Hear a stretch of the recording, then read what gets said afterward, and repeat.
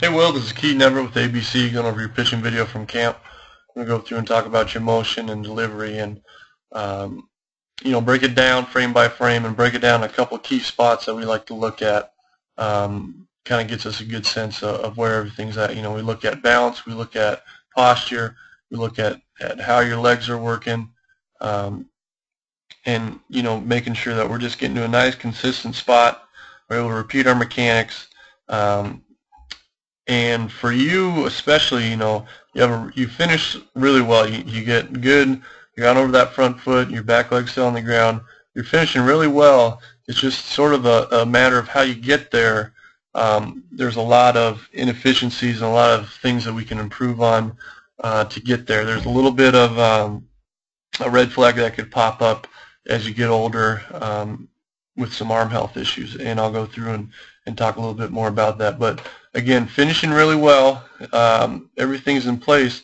There's a couple key little tweaks that we can work on, and I'll go through and talk about each one. So the first off, what we look for, it doesn't seem very important, but it's almost one of the most important steps is how we start dictates so much how we finish, that we got to make sure that we're starting right. And I just want to show you here as we tick through this first sort of start your motion, is you can see how you go back first, all right, before that leg comes up. So now that leg comes up, and you're moving back. So I want you to try to get to a point where you're loaded up. Here's kind of where your leg just sort of first. So I want you to shift back, shift those hips back, and you start here already, all right, especially when runners are on base. I guess it doesn't really matter too much when you're lefty, but we don't want any movement back. We want to already be loaded back. If you think like sprinters, sprinters, when they start in the sprinting blocks, they're back. Their first movement's forward. Same thing with pitching, especially on the windup, is we want to be already started back, so that first movement's forward, all right. That just hurts timing, but it's just something that'll help get you a little bit more consistent, all right. So just start back there, okay? But you have good balance, you have good posture, you're coming through this leg lift. So right here, all right, now what we want to see happen is we want to see our hips drive down the mound, all right. We want to get them close as far down the mound as we can. We want to see this hand pop out, and this is sort of how everything starts. We want to get here. If we drill out where kids will come up, get to their balance point, just sit there for 2 or 3 seconds, then they break, start everything going, and so that's just something that we got to have. So now, you can see your hands start to break. All right, you're starting to go forward, but what happens here is you start to lose your posture. All right, I'll go back and kind of mark it here. Yeah, all right, we'll mark sort of the top of your head and your posture. You get a little bit. We got a little bit back, which isn't too bad. But as we tick forward here, you can see your head drops really far down, and that posture gets lost too, because basically your head hasn't moved forward from this line. If we draw a line, that's not a very good line either. We'll draw a line, basically sort of from the front of your face to the back of your head.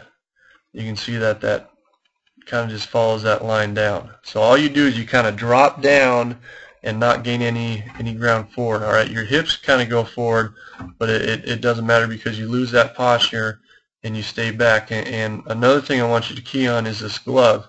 As you can see, as you start to go forward, that glove stays behind that line too. All right, so that glove stays behind that line, behind that line, behind that line, and now it starts to come forward. So now your glove's really late, that front shoulder's really late. All right, and then at your foot strike, at this point here, you can see everything's kind of together. Your glove's over your face, that ball's kind of over your face. So once you get going, get thrown a little bit more, is that puts a little bit of strain on your joints. All right, getting those kind of all together, and then it kind of splays out at the last second. So just make sure that once we get going, try to stay taller. All right, our head really shouldn't drop down too far. It should probably fall a line, kind of along the angle of the rubber, somewhere around in this spot. So then when you get going forward, right at this point here, all right, don't let this foot get out in front of your hips too. All right, we want to let our hips stay closed as long as we can. That's another kind of posture thing when you kind of dip back. But ideally, what I like to see is at this point, sort of in your motion, is you're angled up here a little bit more. All right, so you get a little bit of your better posture, a little bit taller. All right, your front glove is following this front foot. All right, so it's following this front foot. So this front glove, instead of being right here, is it's out over this front foot a little bit more. You know, your arm might look something like this. So just think about once those hands break, you get that elbow out, following your knee, you get that glove out, following your front foot. So then at your foot strike, let me erase a couple of these lines here. So then at your foot strike, which is right when your front foot first hits the ground, which looks like it's about right here, all right, you can see how your head's almost kind of coming back along that line. All right, so you can see it's just a little bit lower, but it's kind of coming back. Your head kind of has done a dip. Wrong drawing tool. Your head has kind of done a dip and then coming back. So you see how your body wants to get there. So just sort of the same thing as those efficiencies, is we just want to try to stay there the whole way through. All right, so at this point here, with this glove kind of tucked in, what this kind of does is this basically exposes that shoulder and that elbow to take all that strain. It opens them up early. They get a little bit longer load, so this will cause some problems later on down the road. Your lower half, though, on the other hand, is pretty good. You know, you're getting good stride down the mound. You can see this back heel starting to turn up. You can see that back hip starting to turn too. And so now it's just a matter of getting this. You know, ideally we like to see, and this too is also going to get easier as you get older and get stronger, is you want to try to match up sort of that back elbow with that front elbow, and you got that glove out over that front foot. All right, so there's your foot strike. All right, now this keeps your front shoulder closed, so now it's not getting any strain on that elbow, and then it's easier for you to sort of get that power. So then you keep that glove out over here. All this elbow does is it kind of rotates down to this position, but it stays out over that front foot. So then you can use that body, you can use everything to get out over that front foot through that release. So right here is your release point. So instead of your hand being over your foot as you release the ball, and your posture, you know, you're pretty straight up too, is you're going to form more of a triangle with your back through your legs.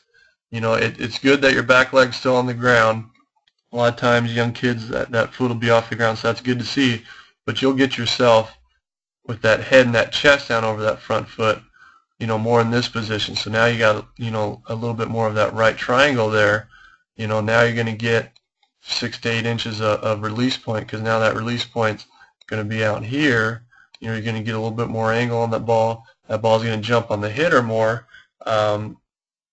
And it just gets you in that healthier position. So again, it's going to be easier as you get stronger, and you got the good finish. Your back foot's still on the ground. You're getting pretty close to getting down over that front foot. Now it's just a matter of that middle ground from your start to that foot strike.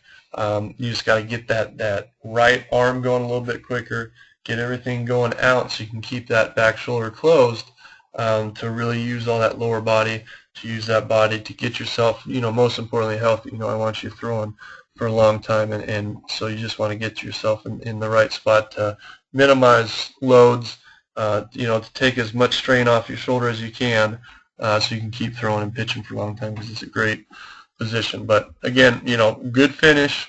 Everything else is there. Now just a couple of little tweaks here and there to get you going. So good job, though. Hopefully you had a great time at camp. Thanks for making it out, and hopefully we'll see you with ABC.